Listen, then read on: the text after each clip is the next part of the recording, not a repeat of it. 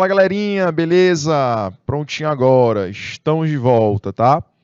Vamos começar a nossa aula, tá? Começando aqui nosso encontro, perfeito? E na aula de hoje, galerinha, a gente vai estar voltando a trabalhar com fluxo magnético, né? Nosso encontro do primeiro horário, a gente trabalhou aí com o fluxo magnético, a indução magnética, tá?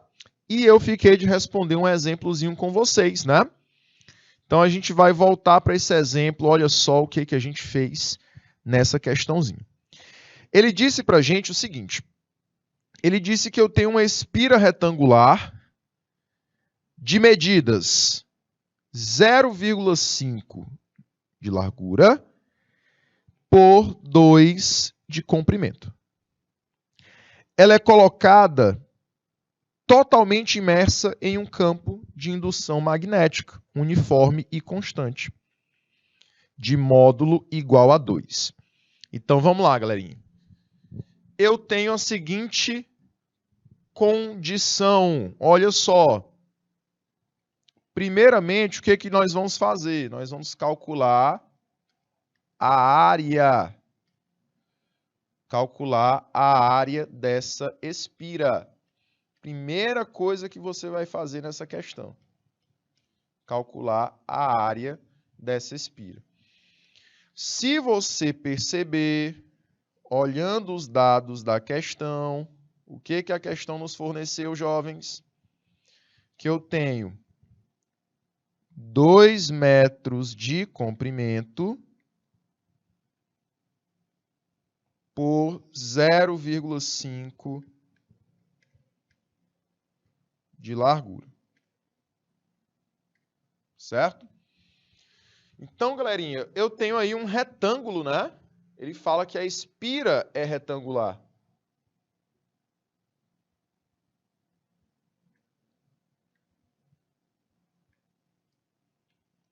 E aí eu vou calcular qual é a área dessa espira para saber qual é a área que o nosso campo magnético pode passar. Tá bom? Então, calculando aqui a área, nós teremos base vezes altura. Quanto é a base, professor? 2 vezes altura, 0,5. Então, essa área ela será de 1 metro quadrado. Confere? Bateu aí com o resultado de vocês? A nossa área de 1 metro quadrado. Beleza, professor. Bateu aqui com o meu resultado. O que mais a gente precisa fazer, professor? Vamos lá. Depois de calcular a área, a gente vai calcular o fluxo. A área é geral. A área vale tanto para a letra A quanto para a letra B. Porém, o fluxo na letra A, ele quer saber o fluxo do vetor quando ele está associado com essa espira. Concatenado, que ele fala aí, é ligado, é associado à espira, né? Associado a qual condição, professor? A condição de que existe um ângulo de 30 graus. Galerinha aí que é boa de geometria. Qual é o cosseno de 30 graus? Quem sabe aí o cosseno de 30 graus?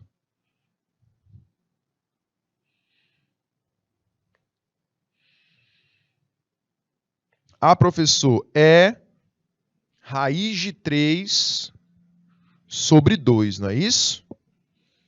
Isso, raiz de 3 sobre 2. Porém, jovens, olha o desenho que eu peguei aí, que eu coloquei para vocês. Olha o desenho que eu coloquei. Esse desenho está sendo visto de lado, tá? Esse desenho está sendo visto de lado. Deixa eu representar ele um pouquinho melhor para a gente. Vamos imaginar que a minha espira está assim, ó.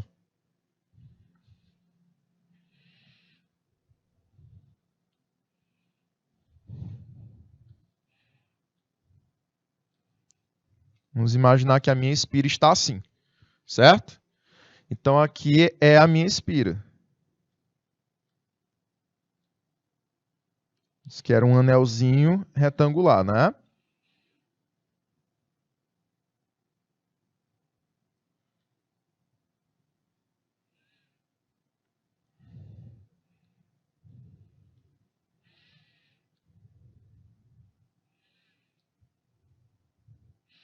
Então, aqui é a minha espira.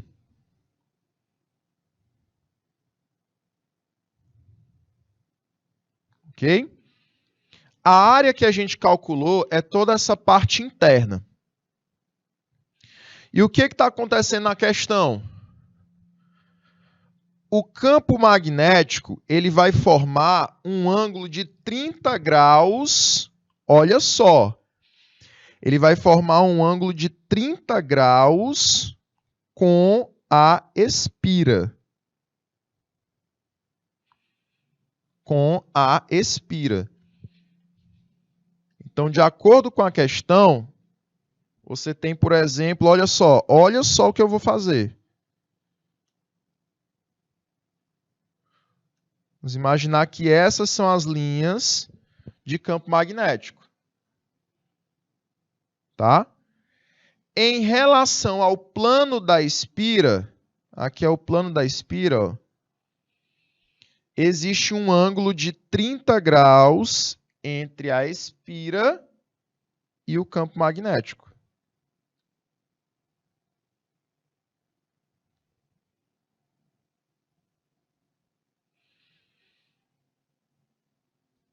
Então, o campo magnético está aqui.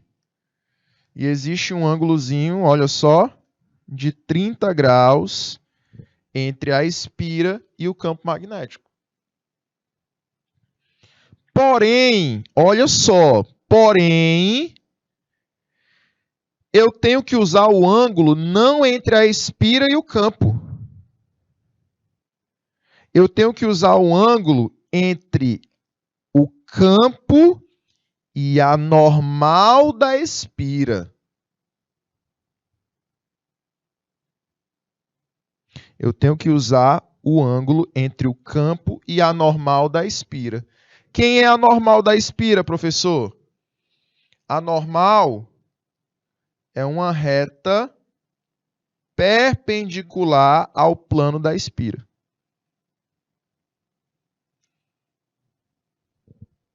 Perpendicular ao plano da espira. Professor, então se eu tenho um ângulo de 30 graus entre a espira e o campo, para fechar esse outro ângulo aqui, eu preciso de quanto?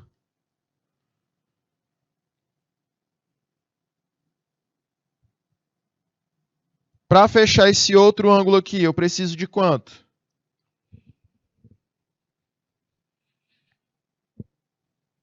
E aí, jovens? Eu uso OPV, né? Opostos pelo vértice. Situação aí de OPV.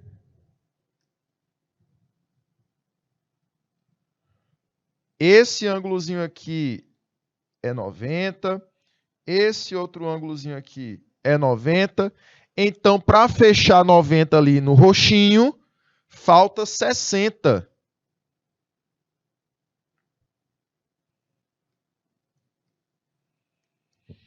Então, eu vou usar não 30, mas sim 60. Beleza? Deu para entender, galerinha? Preste atenção, ó. Eu não vou usar 30, por quê? Porque o ângulo de 30 graus é com a espira.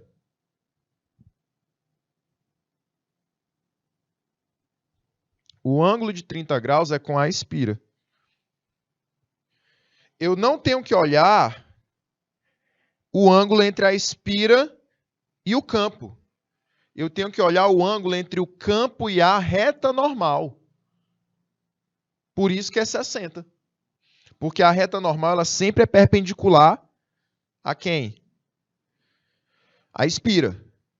E eu já tenho 30 graus. Falta 60 para fechar o ângulo de 90 graus. Tá? Então, não use 30. Não caia na pegadinha da questão. Você vai usar 60. E 60 tem um cosseno de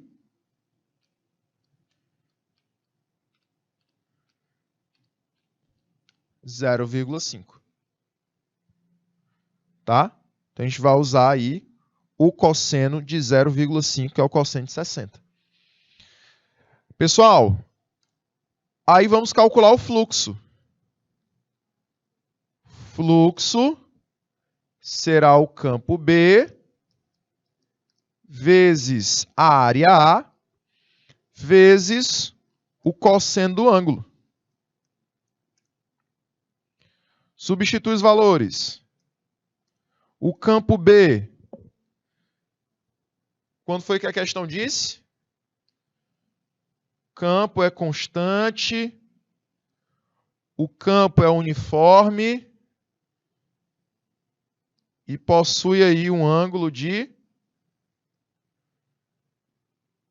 60 graus com a reta normal. Esse campo tem um valor de 2 Tesla.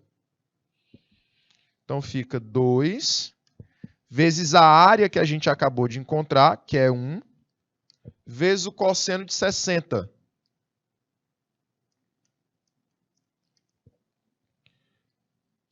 Esse fluxo será 2 vezes 1 vezes 0,5. Ah, professor, ficou fácil agora. 2 vezes 1 dá 2. Vezes 0,5 dá 1. Qual a unidade do fluxo de indução magnética? A unidade dele é Weber. Weber. Beleza? Professor, eu posso representar o cosseno de 60 por 1 sobre 2? Pode também. Se você não quiser usar o cosseno em decimais, você pode representar por 1 sobre 2 também. E aí esse 2 aqui, olha só, ele cancela com esse outro 2. Dá 1 do mesmo jeito. Tá bom?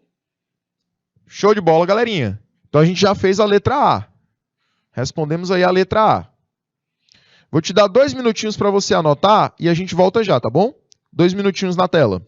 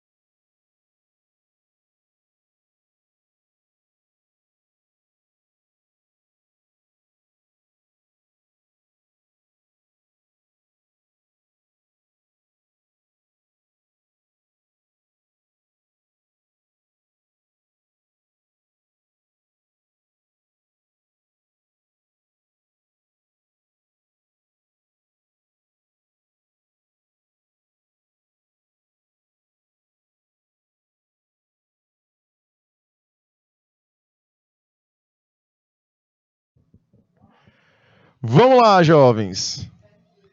Vamos lá, vamos lá, vamos lá, vamos lá. Vamos para a letra B. Olha só. Letra B.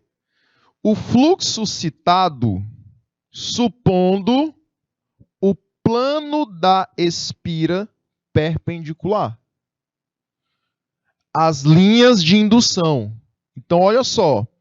Agora, na letra B, eu vou ter o caso que a espira está perpendicular ao campo magnético. Então, eu coloquei aqui a imagem do mesmo jeito, ó. A espira está de lado aqui. E aí você está vendo que o campo magnético e a normal são paralelos. Por quê? Porque ele diz que o campo magnético está perpendicular à espira. Vou desenhar daquele mesmo outro jeito. Vamos lá. Vou colocar da mesma outra forma que eu coloquei aqui ao lado. Na letra A.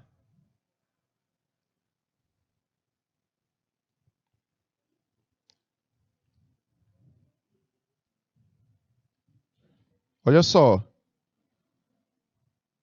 Na letra B, você vai ter a espira.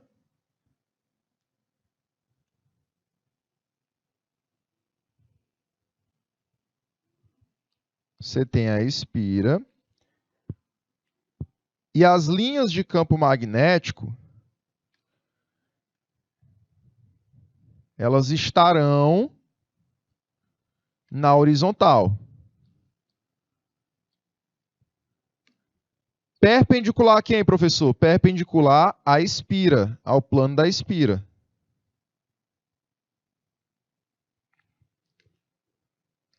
E perpendicular a essa espira também, eu tenho quem, professor?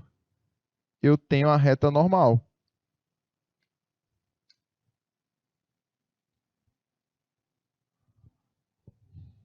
Beleza? Então, você vai observar que o ângulo entre a normal e o campo magnético é quanto, jovens? O ângulo entre a normal e o campo magnético vale 0. Vale 0. Então, ficaria 0 sendo o ângulo. E aí, nesse caso, o nosso cosseno de 0 é 1. Isso vai tornar o nosso fluxo magnético máximo, né? Isso vai tornar ele máximo. Então, o máximo de linhas de campo magnético vão passar por esse material, por essa espira. Certo? Então, vamos calcular quanto é que vale esse campo. Bom, o fluxo, na verdade. O fluxo será o campo vezes a área vezes o cosseno do ângulo. O fluxo será campo 2 vezes a área. Quanto é que é a área que a gente calculou na letra A? Lá no início da questão. A área vale 1, né? A área vale 1 metro quadrado. E o cosseno? É o cosseno de 0. Fluxo será 2 vezes 1 vezes 1. Então, quer dizer que o fluxo do campo magnético será máximo, será 2 Weber. Perfeito? Então, era só isso que você precisaria interpretar na questão. Lembrar que, se o campo ele for perpendicular à espira, ou seja, ele é paralelo à reta normal, que a reta normal também é perpendicular à espira, você vai possuir um campo que vai passar totalmente pela área da espira. Ou seja, você terá um fluxo máximo. Esse fluxo aqui, que a gente acabou de encontrar na questão, ele é um fluxo máximo. Tá? Certo, galerinha? Vou te dar 2 minutinhos para você anotar essas informações e a gente vai passar para a próxima telinha, tá bom? 2 minutos.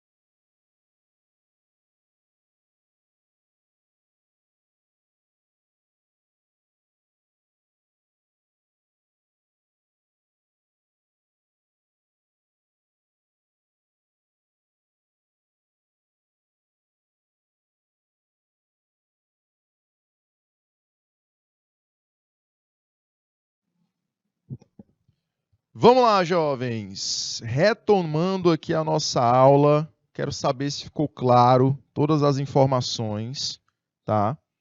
Se ficou alguma dúvida, galerinha que está participando com a gente pelo IPTV, a Érica, que está participando com a gente pelo YouTube.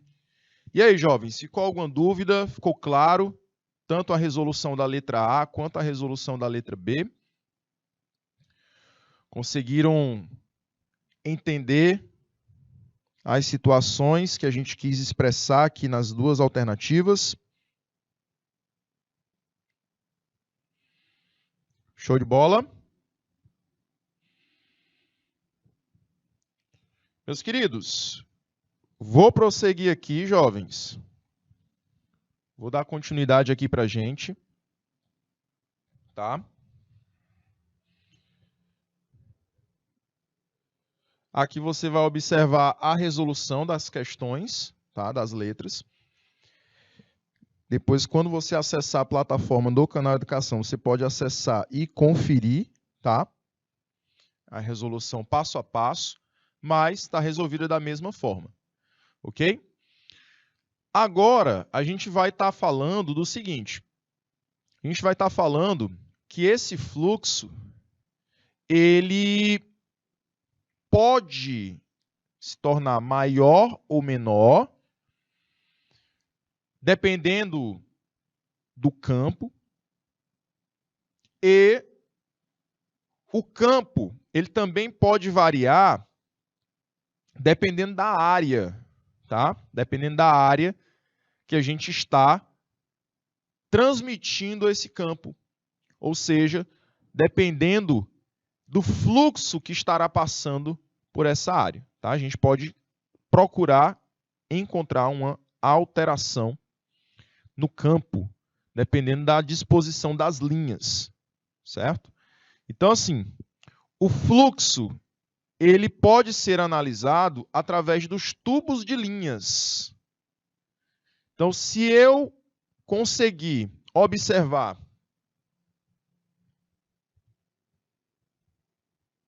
que eu tenho essa minha área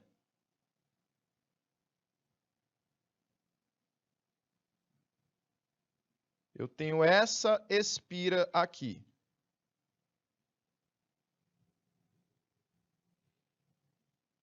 Olha só. Eu tenho essa espira.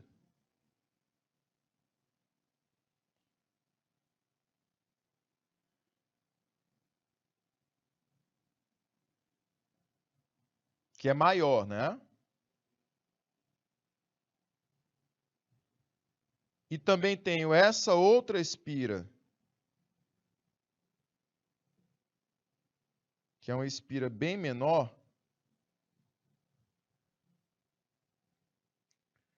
Eu vou analisar aqui, nessas duas áreas, quanto de campo passa por uma e por outra.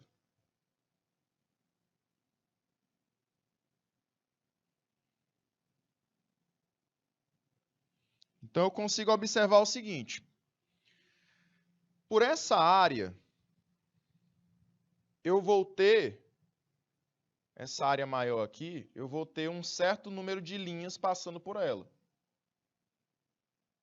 Se a gente puder contabilizar quantas linhas passam por essa área maior, eu vou ter 1, 2, 3, 4, 5 linhas. 5 linhas que passam por esse material, né? Por essa espira. Se a gente for agora olhar para a área menor,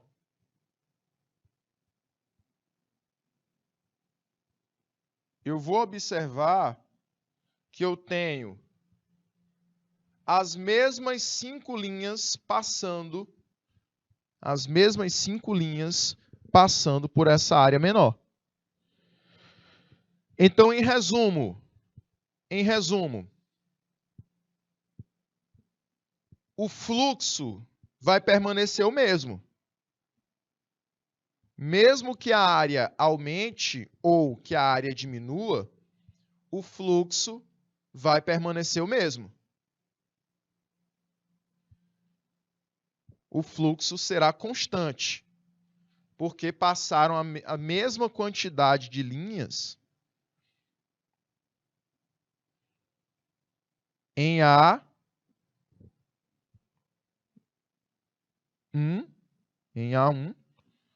e em A2. A mesma quantidade de linhas passaram nessas duas áreas. Então, por isso que o fluxo é constante. O fluxo é igual na área 1 e na área 2. Porém, se esse fluxo ele é constante, mas as áreas são diferentes, eu posso dizer para vocês o seguinte.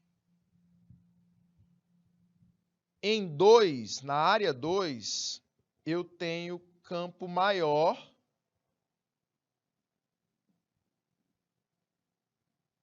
do que na área 1. O campo vai ser menor.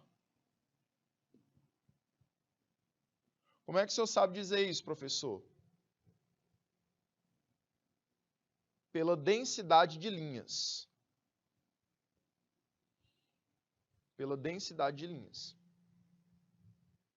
É a mesma coisa quando você tem uma mangueira.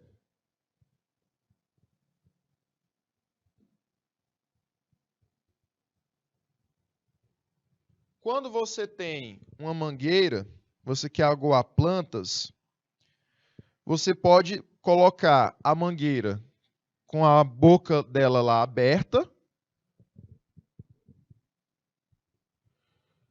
ou você pode apertar ali, colocar seu dedo apertando a ponta da mangueira, para teoricamente você achar que está saindo mais água, né? Só que não está saindo mais água. Só está alterando a velocidade da saída da água. Mas continua saindo a mesma quantidade de água. Por isso que o fluxo é constante. Por isso que o fluxo, tanto na área 1 quanto na área 2, é o mesmo. Imagina esse fluxo como sendo a quantidade de água que sai da mangueira, ou seja, a vazão da água. A vazão da água é a mesma. Então, o fluxo, ou seja, a vazão de campo magnético pela espira é a mesma, sendo numa espira grande, sendo numa espira pequena. O porém, qual é o porém? O porém é que a velocidade da água, quando você aperta a ponta da mangueira, é maior do que a velocidade da água quando você deixa a mangueira vazar por ela mesma. E aqui, professor, o que isso vai impactar? Isso vai impactar aqui no magnetismo que o campo será maior quando a área for menor. Que é para manter essa proporcionalidade aqui, olha só. Para manter uma igualdade do fluxo, olha o que eu vou fazer. Para manter uma igualdade do fluxo, a área 2 é menor do que a área 1. Para manter essa igualdade de fluxo 1 igual a fluxo 2, o fluxo 2 tem que ser maior. Fluxo 2 não, o campo 2 tem que ser maior do que o campo 1. Aí você consegue manter essa proporcionalidade, né? Olha só. Para uma área pequena, eu tenho que ter um campo grande, um campo magnético grande. Para uma área grande, eu tenho que ter um campo magnético pequeno. Por isso que eu coloquei aqui que o B2 ele é maior que o B1. E a gente pode associar essa condição também à densidade de linhas. Na área 2, as linhas elas estão mais unidas, elas estão mais próximas do que na área 1. Então, quando as linhas de campo elas estão mais próximas, mais unidas, mais juntas, eu tenho maior campo magnético. Isso a gente pode associar até ao campo elétrico. Quando a gente estudou o campo elétrico, lá no início da eletricidade, eu falei a mesma coisa para você. Quando eu tenho linhas de campo elétrico mais unidas, passando numa certa área, ali eu tenho maior campo elétrico. Aqui do mesmo jeito. O campo magnético é maior porque as linhas estão mais unidas. Eu tenho maior densidade de linhas.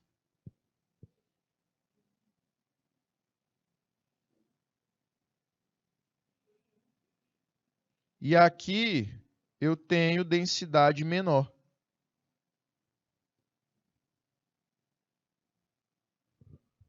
Certo? Densidade menor. E aí o campo também é menor. Beleza? Dando continuidade aqui, galerinha, vou estudar agora a variação do fluxo de indução magnética. Quando é que esse fluxo ele pode variar? Em quais condições ele pode variar? Nós temos variação do fluxo quando eu vario o valor do campo magnético. Até agora a gente não viu isso, né? Eu não vi variação do campo magnético. O campo magnético permanecia constante. Eu posso ter variação do fluxo quando eu vario a área. Até agora a gente também não viu isso. Porque as áreas que a gente estava trabalhando para as espiras eram as mesmas.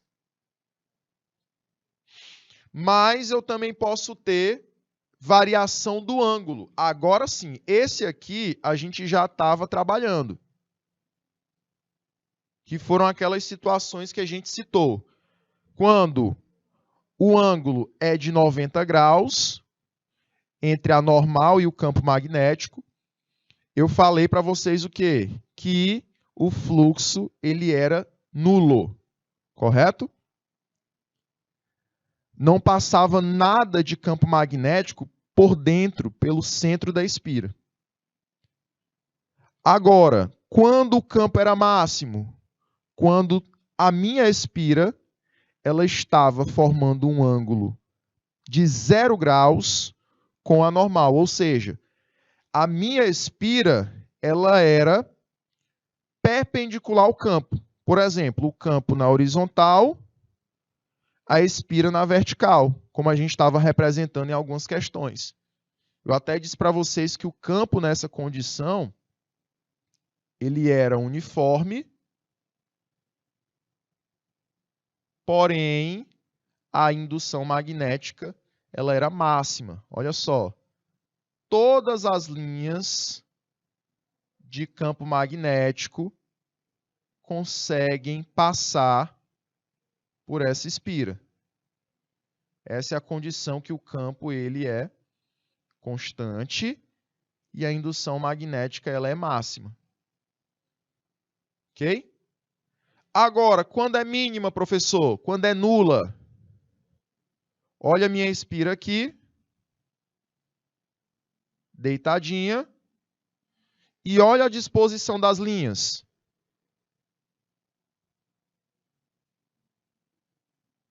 Nenhuma linha de campo magnético está passando pelo centro da espira. Então, essa primeira situação, que eu tenho um fluxo mínimo, um fluxo nulo,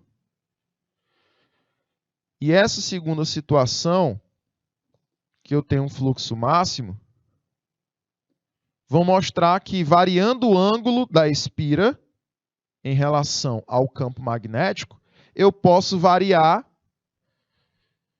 o fluxo. Agora a gente vai estudar os outros casos, que é variando o campo e variando a área. Eu vou estudar agora esses outros dois casos. Perfeito? Então eu tenho essas três condições para variar o fluxo. A primeira a gente já trabalhou, né? Vamos agora trabalhar a variação no campo, da intensidade desse campo, e a variação na área, do tamanho da espira, do formato que a espira possui. Ok? Vamos lá. Primeiro, variando o campo magnético.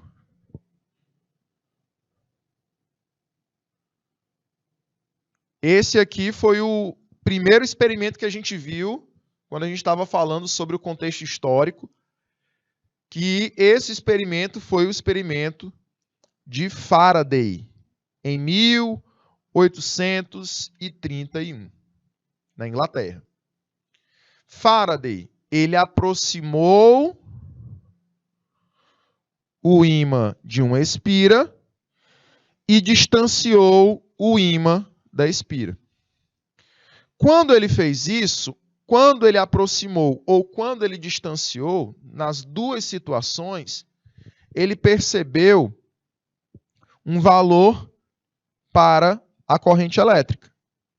Quando ele deixou o ímã em repouso, ele percebeu que nada acontecia lá no galvanômetro. Olha só. Galvanômetro zerado. Galvanômetro zerado é uma situação de quê? De nada de corrente elétrica. Galvanômetro, ele mede corrente elétrica. Então, galvanômetro zerado é uma condição de zero para a corrente elétrica também, porque o meu ímã está em repouso, porque eu tenho campo magnético constante. Campo magnético constante não produz corrente elétrica. Tá? Agora, quando eu aproximo, quando eu gero a aproximação do ímã no do ímã na espira, o galvanômetro ele vai agora medir um valor máximo para a corrente elétrica. Então, durante a aproximação, eu vou produzir um valor máximo lá no galvanômetro. Isso mostra que eu tive variação do campo magnético. Toda vez que há variação do campo magnético, eu produzo corrente. Professor, e se a gente afastar, se a gente distanciar o ímã da espira? O galvanômetro vai para o mínimo dele. E novamente teve variação de quê? De campo magnético. Então foram esses 3 experimentos que Michael Faraday produziu. Ele manteve o ímã em repouso, depois ele aproximou o ímã da espira e depois ele distanciou, ele afastou o ímã da espira. Nessas 3 ocasiões, ele só percebeu variação do fluxo, gerando corrente elétrica, quando ele afastava e quando ele aproximava o ímã da espira. Bom?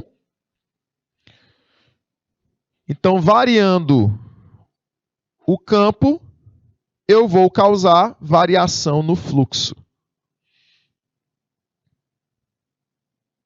Esse é o primeiro caso. Ou mais longe ou mais perto, eu vou alterar os valores do campo.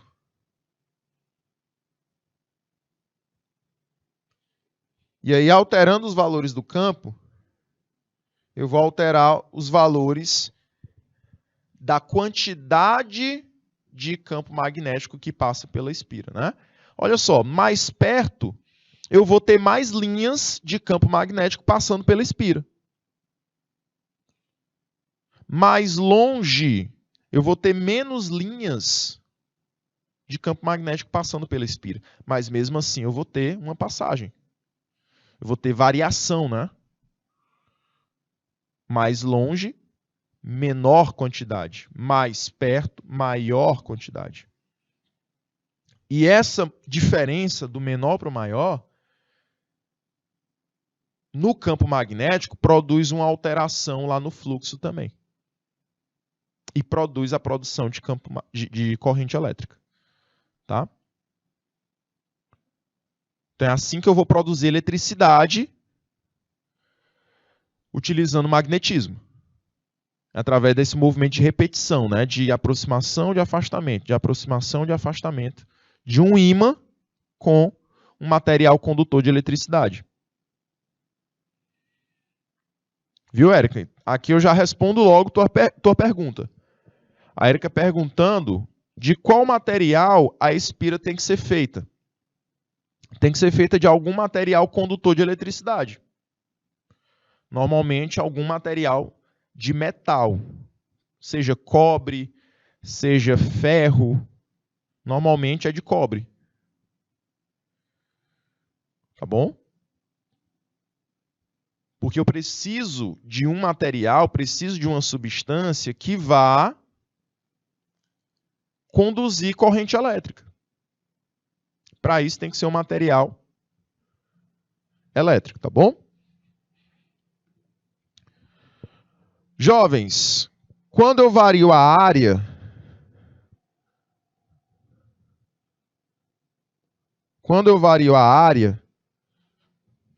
eu também vario o fluxo. De que maneira? Esses pontinhos azuis, eles vão representar o campo magnético, as linhas de campo magnético. As linhas de campo magnético na situação A, quando a espira tem uma determinada área, elas vão passar numa quantidade. Deixa eu contar aqui para a gente ficar mais ciente da quantidade. 1, 2, 3, 4, 5, 6, 7, 8, 9, 10, 11, 12, 13, 14, 15, 16, 17, 18, 19, 20, 21, 22, 23, 24, 25, 26. Então, dentro dessa espira, na situação A, eu vou ter 26 pontinhos. Tá bom?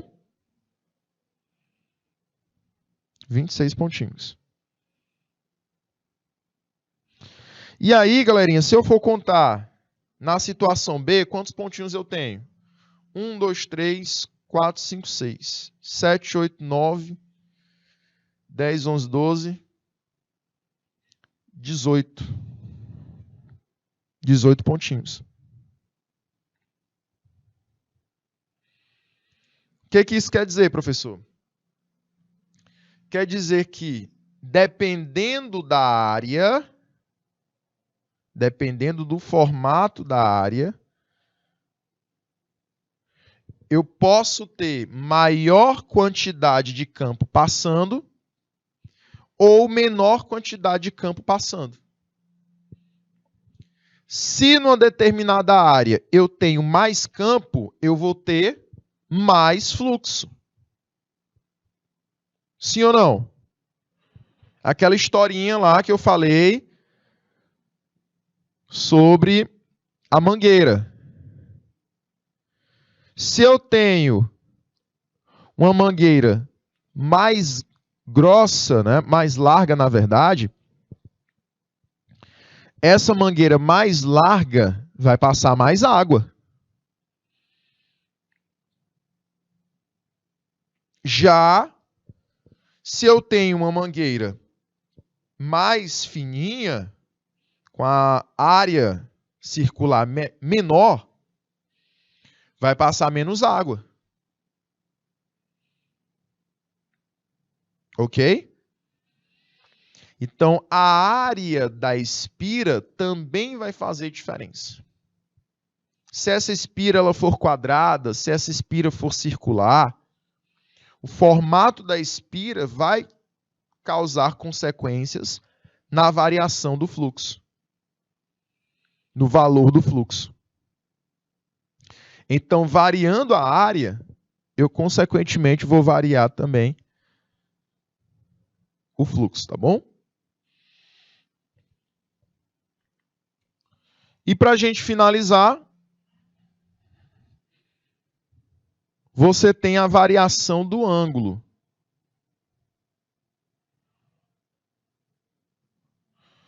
Olha o famoso motorzinho que eu falei para vocês. Esse famoso motorzinho que eu falei para vocês. Que eu falei já hoje, já tinha falado em situações anteriores. Que eu vou colocar um ímã com uma polaridade sul virada para um ponto.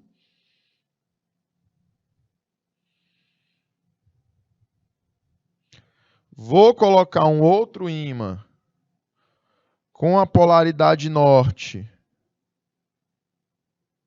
virada para outro ponto.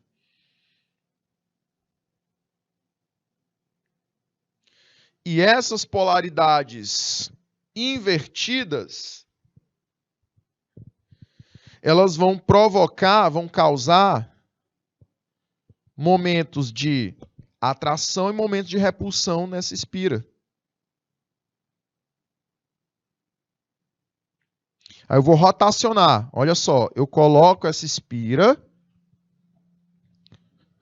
e percebo que ela vai rotacionar.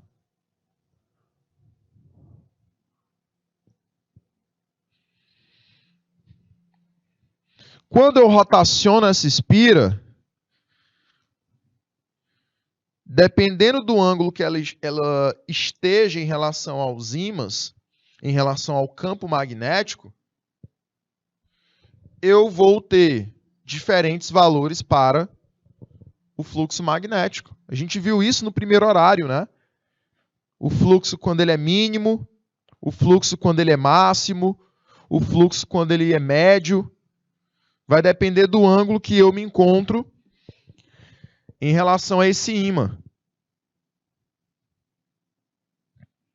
Ok? Então, dependendo do ângulo que eu coloque a minha espira em relação ao campo magnético, eu vou produzir variação no fluxo. Tá bom?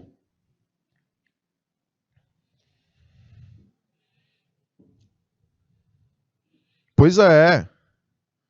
A gente falou agora há pouco. Eu posso ter um fluxo nulo. Quando é que o fluxo é nulo? Quando eu tenho campo magnético paralelo à espira. A espira na horizontal e o campo magnético também na horizontal.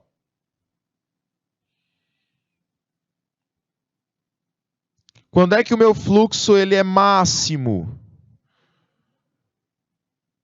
Quando eu já estou perpendicular à espira. A espira está na vertical, o campo está na horizontal.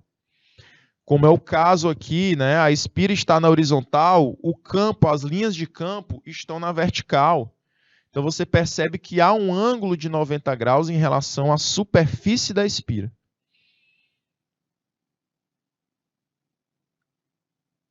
Ou que há um ângulo de 0 graus em relação à normal da espira e o campo magnético. E quando o campo ele é médio, quando o campo entre a normal e a espira, perdão, a normal e o campo magnético, você tem um ângulo agudo, né? Um ângulo entre 0 e 90 graus.